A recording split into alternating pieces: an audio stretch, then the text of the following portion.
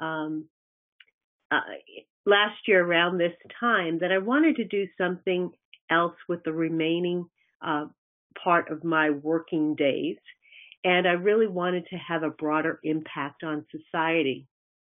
I care a great deal about the community in which I live. I spend a lot of time advocating for and working on education policy that enables all children to have equal access and equal opportunity to a high quality education.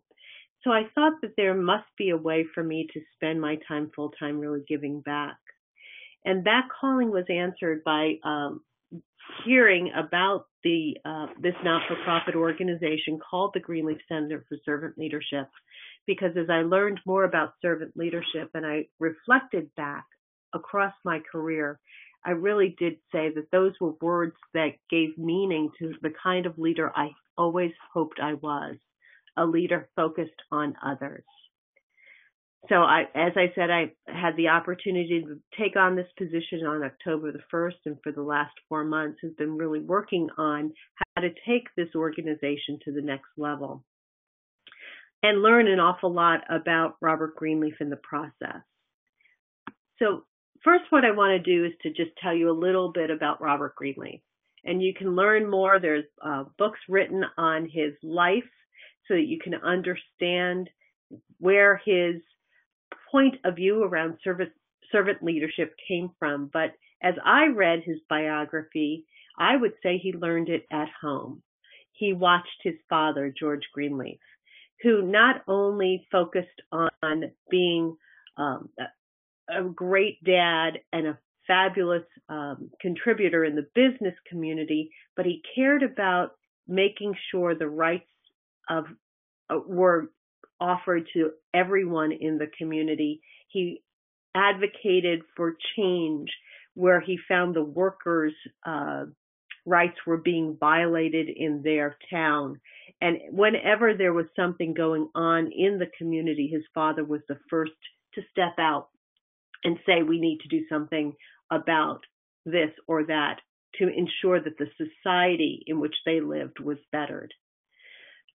Greenleaf was influenced by many, many people, but one of the people that he was most influenced by was one of his professors in college, Dr. Helming, who talked an awful lot about how we can change society. And he felt very strongly that large organizations like AT&T, like IBM, like our government, are places where you could actually change society by working inside great big organizations that had the opportunity to do good. So Greenleaf took that advice and he went to go work at AT&T. And what he did at AT&T, which was so very interesting, he was never a major influential executive with lots and lots of people that worked for him. He was able to observe the things that were going on within the company and was a great advisor to many, many leaders within the company and had terrific influence over them to ensure that they were putting the right practices in place that advantaged the employees of AT&T. He wasn't a great fan of organized religion. He gravitated to the Quakers because he felt that shared leadership was the most effective way of governing any organization, and he felt his spiritual needs filled and his intellectual needs filled by the Quakers. He had the opportunity to collaborate with great civic leaders. In fact, he worked with Eleanor Roosevelt in the early days. So he had rich experiences that he was able to bring to the table. Once he retired from AT&T, he started to write. He was a teacher. He was a consultant. In fact, I was really excited to learn that he consulted with the founder of IBM on one of IBM's major reorganizations of the day. And then he founded the Center for Applied Ethics in 1964, which later became the Robert K. Greenleaf Center for Servant Leadership. And it was really there that he continued to develop his thoughts about what servant leadership was and why it was the right leadership style for our generation. So the way I've organized the presentation really is around what Greenleaf said servant leadership is. First, it begins with a natural feeling that someone wants to serve and to serve first. That is what drives you. Then a conscious decision, a choice, brings one to aspire to lead, but it comes off of the natural desire to serve. And then he talks about a best test. And he says that best test is difficult to administer, but do those persons that we serve grow? Do they grow healthier, wiser, freer, more autonomous, and more likely themselves to be servants? And then, what about the least in our society? Are they no further disadvantaged, but hopefully helped more? And that's really what sums up Greenleaf's view of servant leadership. His goal was that we would all embrace servant leadership to the aim of improving the society in which we live and work. So with that as the introduction, let me begin with the natural feeling that one wants to serve and serve first.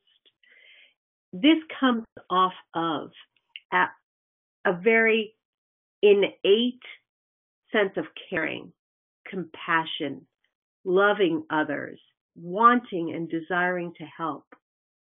But it's not new, and you can see from the many others who have come well before Robert Greenleaf, this essence of helping others, the desire to help, is the greatest joy that we as humans can have, but the greatest value that we can have in helping others. But once then we say, how do we take that natural caring, that natural desire to serve, and then become a leader? What are the essence elements of a true servant leader? And we start with this idea of self-awareness. Many of you would sit there and say, I do know my strengths. I know my weaknesses. But the second piece of self-awareness goes beyond it. To a really great extent, do you understand your impact on others? Are you able to see that when you interact with people, are they better? Are they growing? Do you see the ability to have an impact on others? And Greenleaf wrote, and I'm reading for you now, it is terribly important that one know both about himself and about others, whether the net effect of one's influence on others enriches, is neutral, or diminishes and depletes. That's the real question around self-awareness that you need to ask yourself.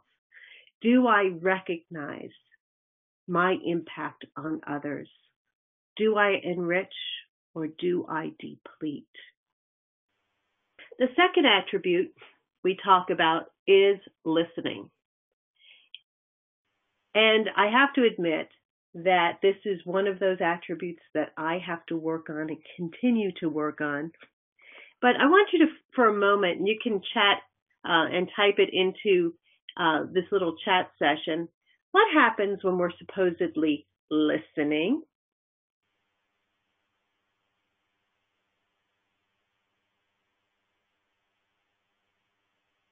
Anybody want to venture? What happens when you're supposedly in an interpersonal conversation and it's your turn to listen? Are you like me, and are you thinking about what your response just might be? Or perhaps with a boyfriend or a girlfriend, I will tell you with my husband, when I come home from a hard day and I just want him to listen, his next action is thinking about how he's going to fix whatever it is that I'm bad. I think about my response. Me too, Kate. But it's really about when we listen, the empowering impact of listening really is to help build strength in others.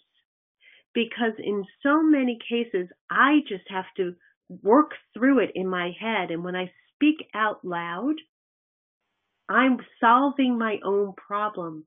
And what Greenleaf talked about as it relates to listening is that sometimes the biggest thing we can do when we are listening to others is just let silence happen.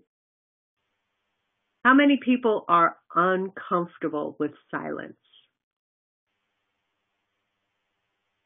I will tell you that I have had such a great time practicing silence because there's people who want to jump in and break the silence.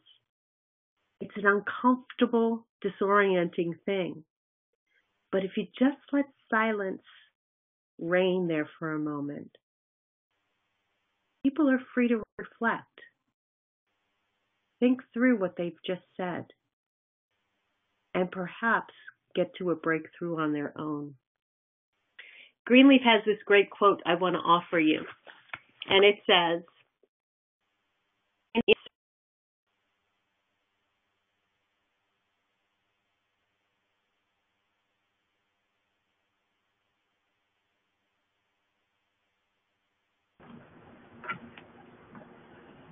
Okay, Pat, I think we lost you there. You might have to repeat your quote once more.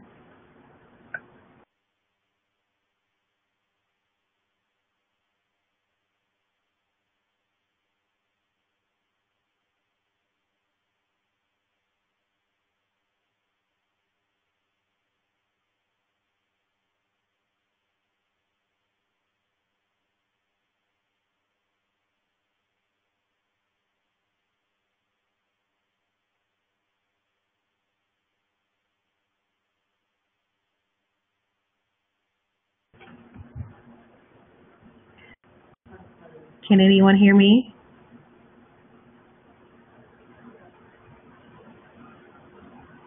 Okay, great. Well, let's just give it a moment to get our presenter back connected. Just bear with us one moment.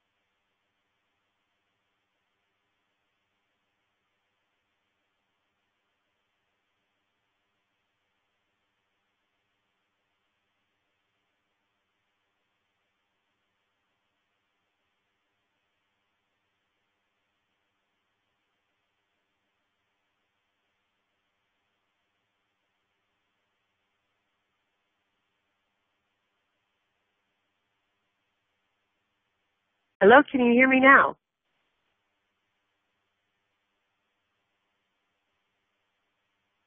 Okay, thank you for letting me know you can hear me.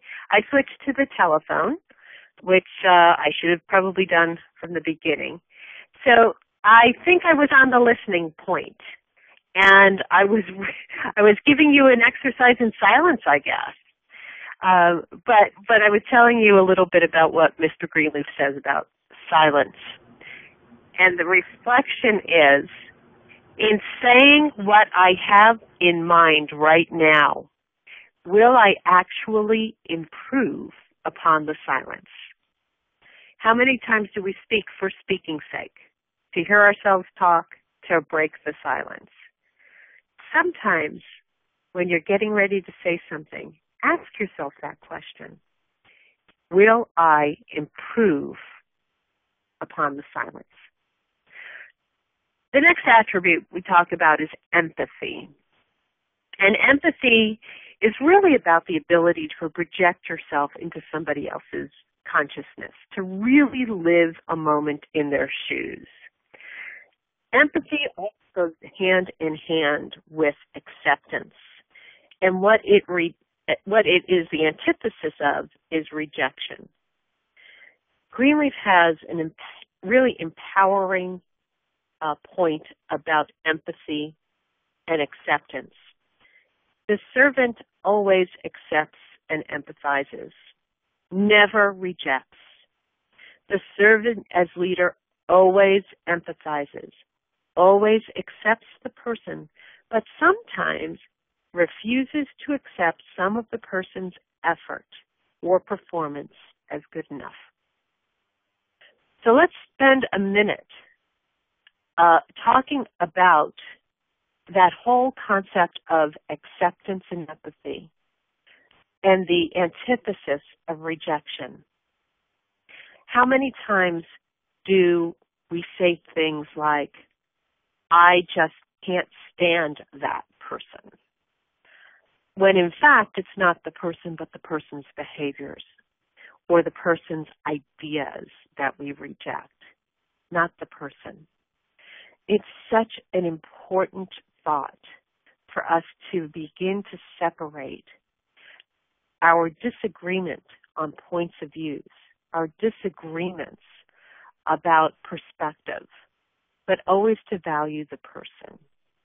And I think that there are so many examples in our world today around acceptance and empathy. But I'll give you a quick little story. I happen to be a great fan of The West Wing. Probably one or two of you may have recalled that series in the late 90s, early 2000s. You were pretty young then. We're actually binge watching it again on Netflix at home. And in one of the episodes just recently, the character Leo McGarry, who plays the chief of staff, was talking to his deputy chief, who was having a really bad day. And he told him a story about a gentleman who had fallen into a big hole. And he was shouting up to others who were passing by. And he saw the town's doctor, and he said, Doctor, doctor, help me, I've fallen in this hole. The doctor took out a pad, wrote a prescription, and threw it into the hole. Of course, the prescription didn't help the gentleman in the hole. Then he saw the neighborhood priest walk by, and he said, Father, Father, help me, I've fallen into this hole.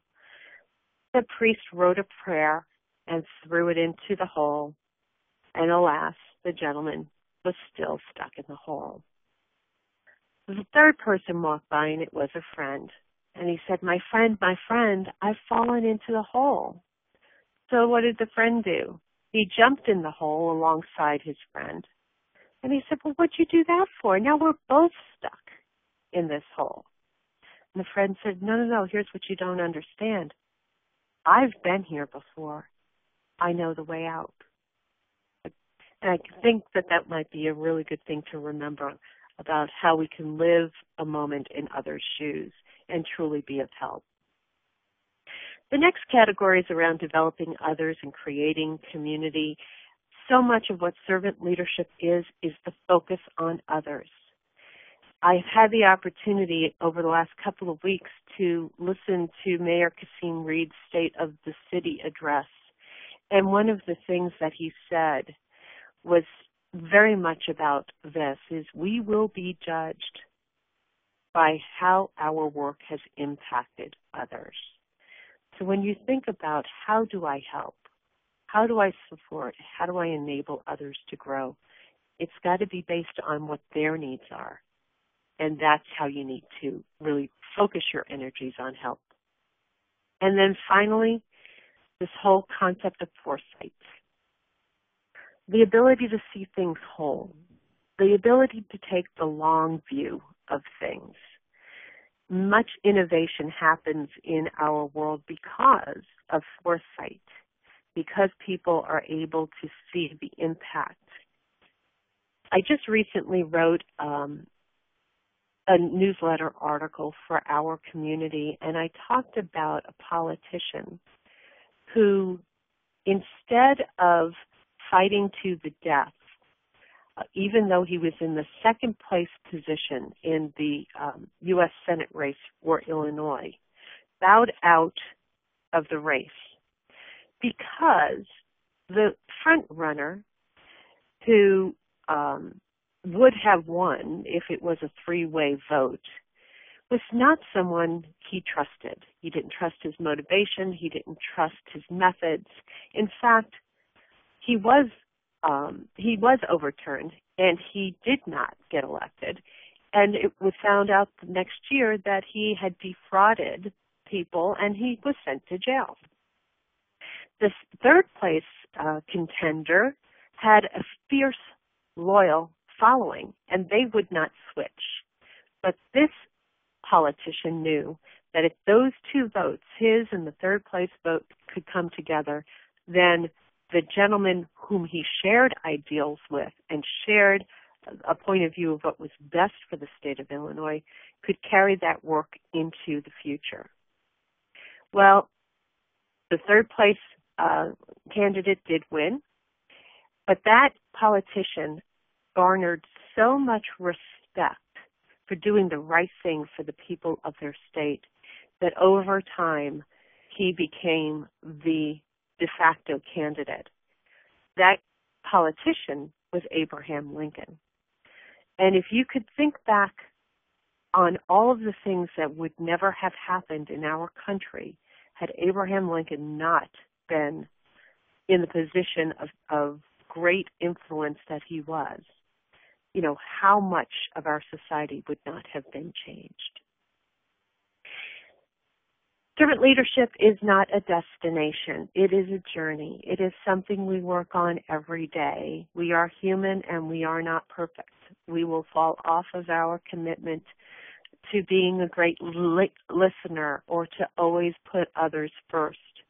But if you're committed to the journey and stay focused on the best test, then I do believe you, at the end of the day, will have an incredible impact on others.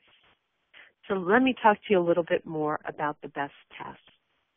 As I said, the rest of that phrase is written out here. Do they, while being served, become healthier, wiser, freer, more autonomous, more likely themselves to become servants? And what is the effect on the least privileged in society?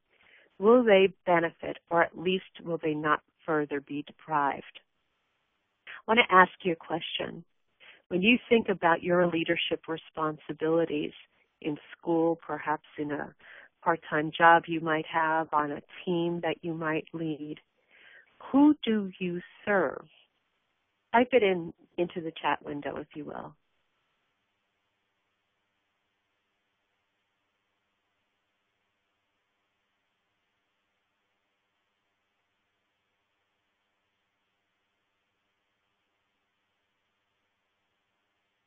Your teammates, Kristen.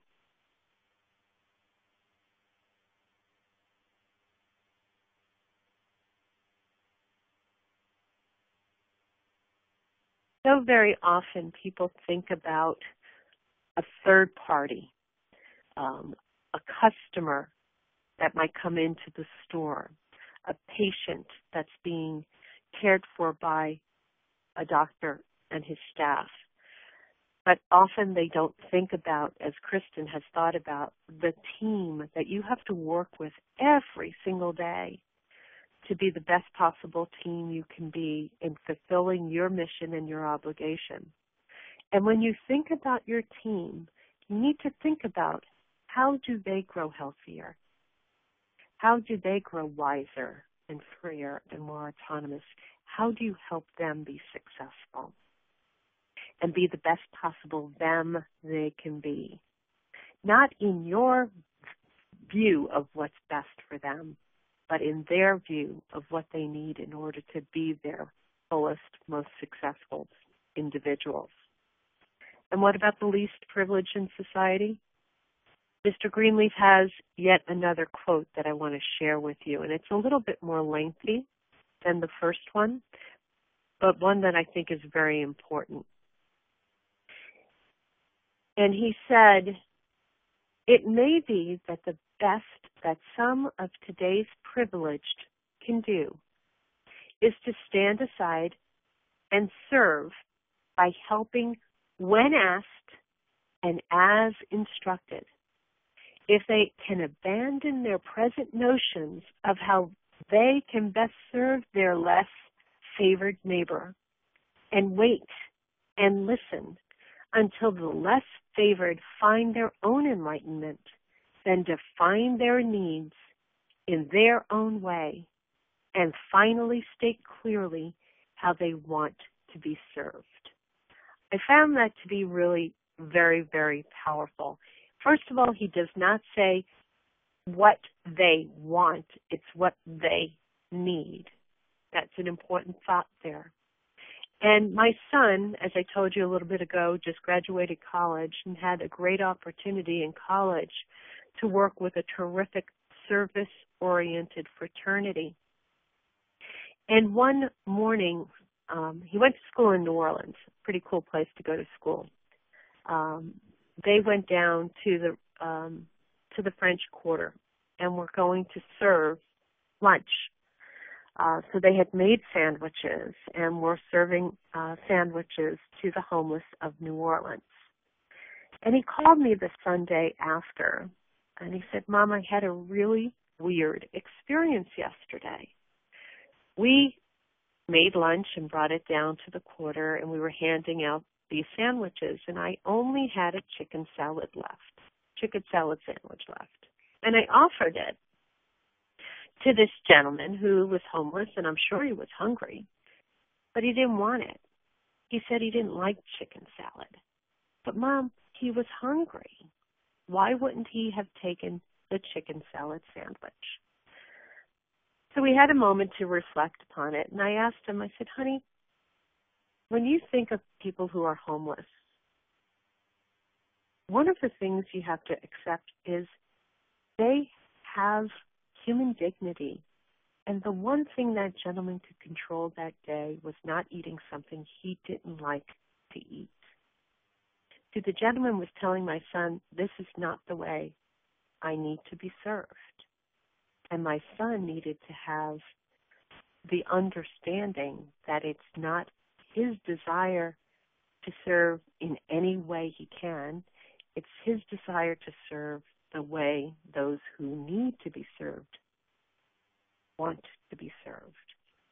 It was an incredible lesson for both of us that day, and I think a real reflection of what Greenlee talked about as it relates to the least privileged in our society. So, ladies and gentlemen, that's about all I have that's prepared. I do have for you some things that you can do to learn more. First, of course, there is our website, greenleaf.org. There's books there that if you wanted to learn more, you can get some books at the bookstore. You can follow us on, friend us on Facebook, follow us on Twitter. You see, I'm still learning my social media jargon. And if you've got questions that we can't answer tonight and you want to send them over to me in email, that's my email address, and I'd love to hear from you. So, Sandra, why don't I turn it back to you to see if there's any questions? Thank you. Thank you so much for that. That was a wonderful presentation. And students, this is your time to kind of chime in and ask any questions specifically about our presenter's background, the Greenleaf Center, the idea of servant leadership. Whatever you feel like asking, this will be your time to do that now. So I'll moderate some of these questions. And while they're coming in, this presentation that we have set up, if you are logged in on your computer, you can actually hover over and click the links and live tweet if you want to share any comments or great quotes that you heard during the webinar, please feel free to tag the Greenleaf Center and 21st Century Leaders. As I mentioned earlier when we first started, use your hashtags for National Youth Leadership Month. We want you to hashtag National Youth Leadership Month and 21CL Youth.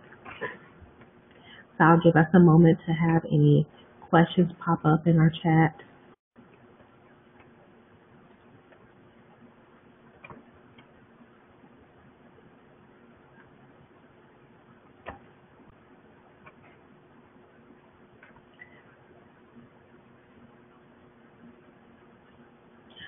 Okay.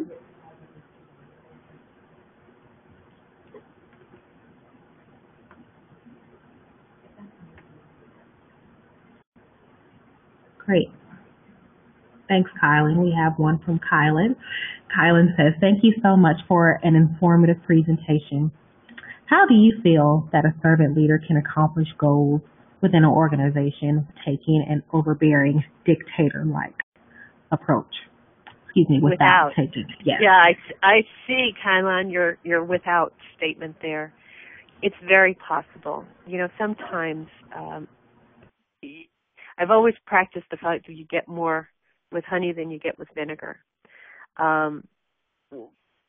When you learn that as a leader, you really don't do anything.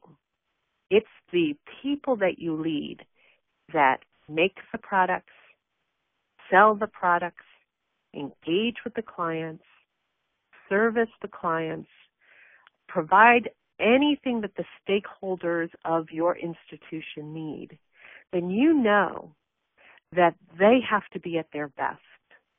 And you recognize that people are not at their best when they are being told what to do, when they are being berated for things that may or may not be within their control. People are at their best when you enable and empower. And once you see that happening, then you continue to lead in that way because people will do amazing, amazing things. I remember when I was a manager for the very first time, it was an unenviable position for a 27-year-old to lead a team that as an individual performer I was a part of. So the guys that were on my team that I was leading, and they were all guys, oh, by the way, at the time, and we're all around the same age, so it wasn't like there were older guys and I had that to deal with, but they were all guys. And I remember going home one day, and I was already married, and I had our son already. I had said to my husband, I can't believe John. He just won't do this, that, or the other thing the way he needs to do it. And my husband, who's a school teacher, I told you a little bit ago, and he said, well, why does it matter that he does it that way? I said, because that's the right way to do it, of course.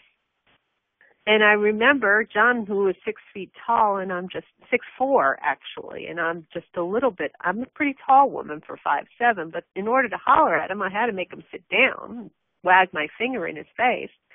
He was a good friend of mine, just wasn't getting the point. And my husband said, well, why does it matter how he does it? Just that he does it.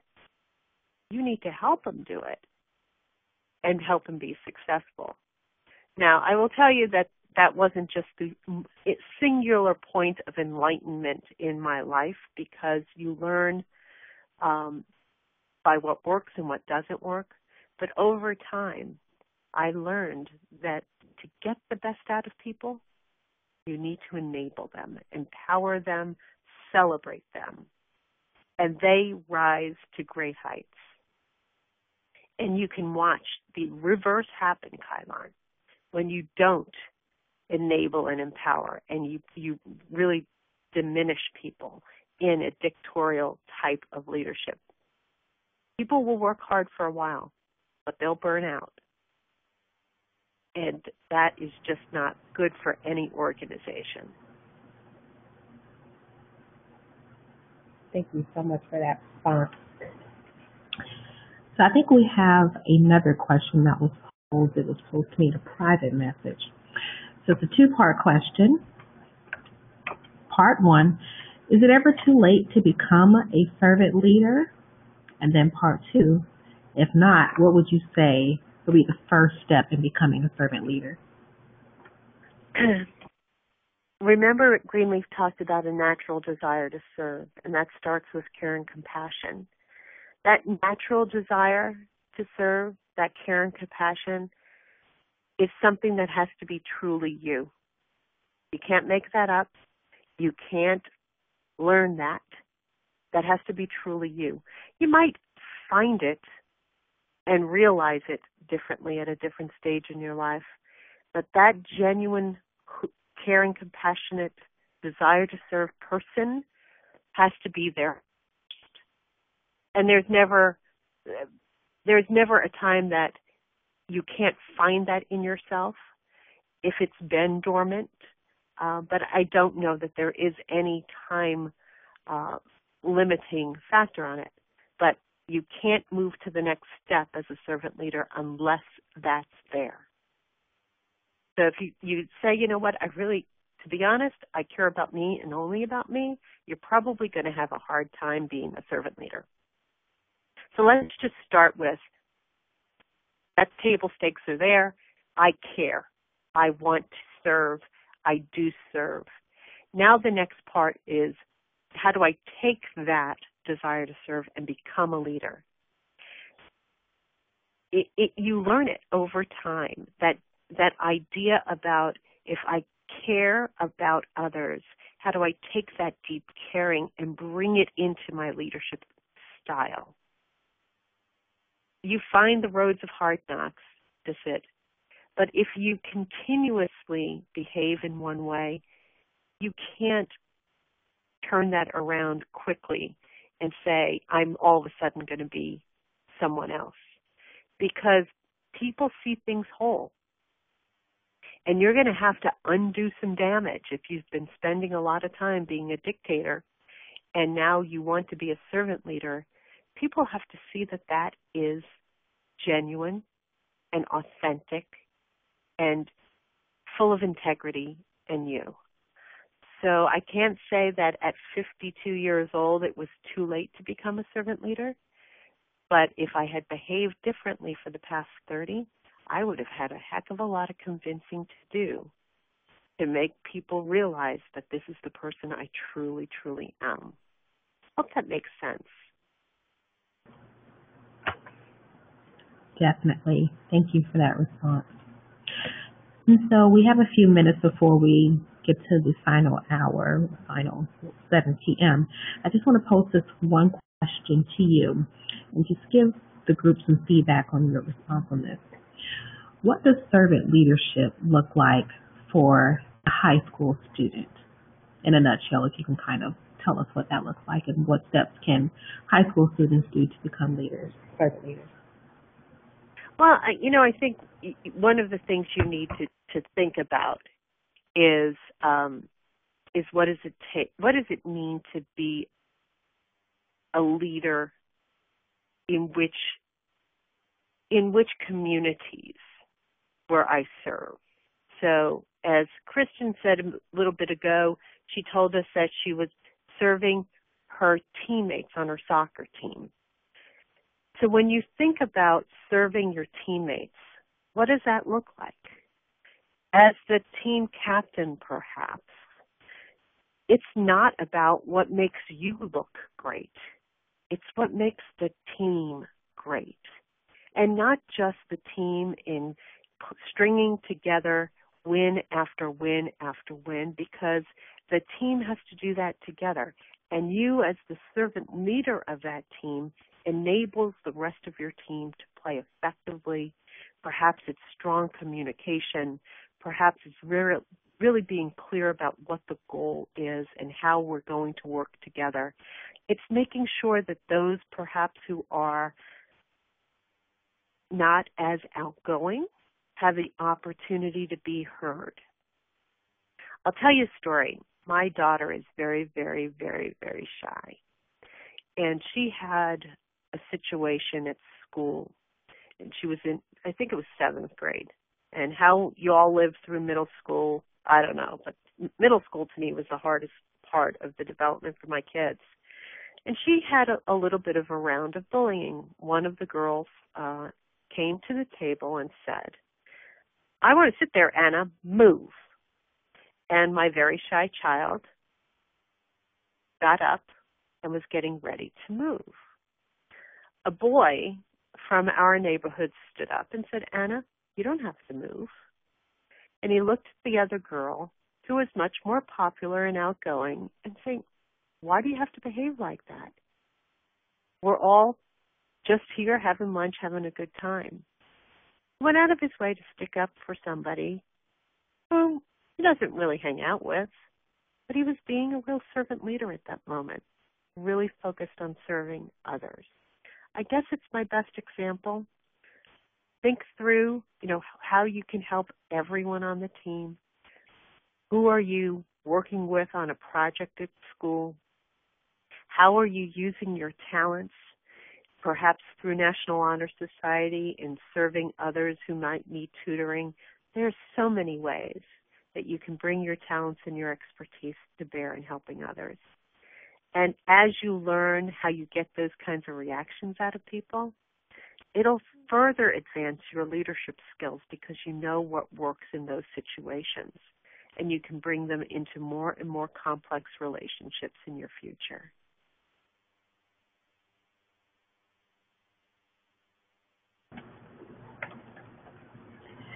Thanks for that response. So I have one more question, and I think this is going to be our final one if no one else has anything to add. So the question is from Kylan, actually. How would you advise transitioning the leaders of an organization from taking instruction from you, whom is the overall leader, on every little detail, to being empowered to make menial decisions based on their own judgment and expertise? So this is, I'm going to give you an illustration. When I first became a manager at IBM, we went through a training program, and the instructor called it the monkey project. And the monkey project was every time somebody on your team comes to you and they've got a problem, they really want you to take it from them and fix it. And if you continue to take every one of those monkeys and taking the monkey off of their back and putting him on your back, you're not going to be moving very far for very long. My advice is the following.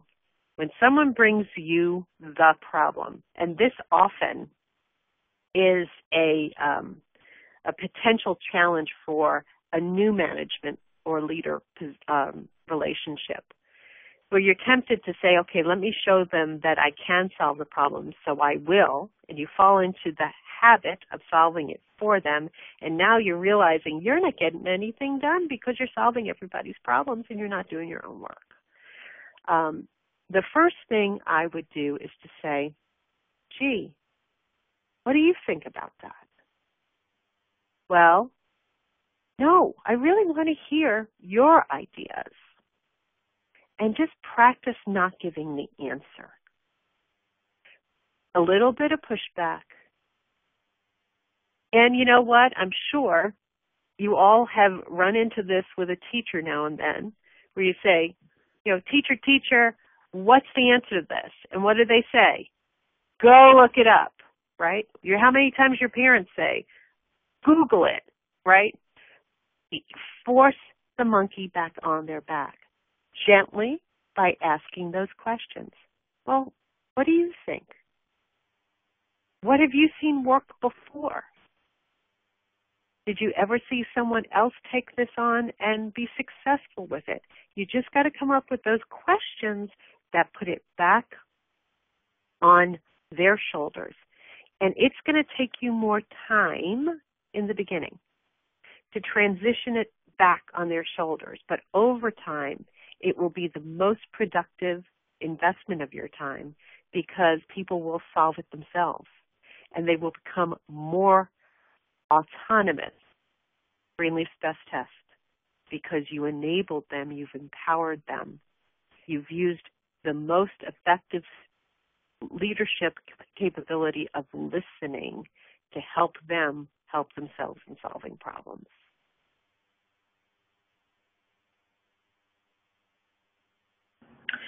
Perfect. Well, I think that's a perfect way to end this webinar. Thank you so much for presenting this information to our students. And students, thank you for taking time out of your evening to log in. As we close out, I want you all to reflect on everything that was mentioned and really take in the responses to the questions that were posed. They were very great nuggets that you all should walk away with. As we log off, make sure that you complete the exit survey so that we can give our presenter feedback on the content, the material that was presented, and so we can know how to further improve our webinars in the future. Once again, we're on the last slide. Stay connected. Make sure you follow the Greenleaf Center on Facebook and Twitter, and definitely make sure that you tweet out some good quotes and just let everyone know that you had a great time with this webinar this evening. And if all is well, we can exit on this note right at 6:58. Thank you all and have a great evening. Good evening, all.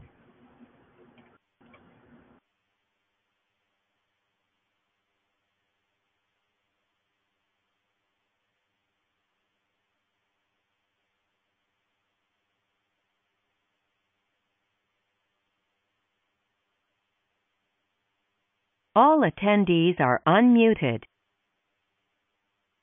All attendees are muted and may unmute themselves by pressing *6.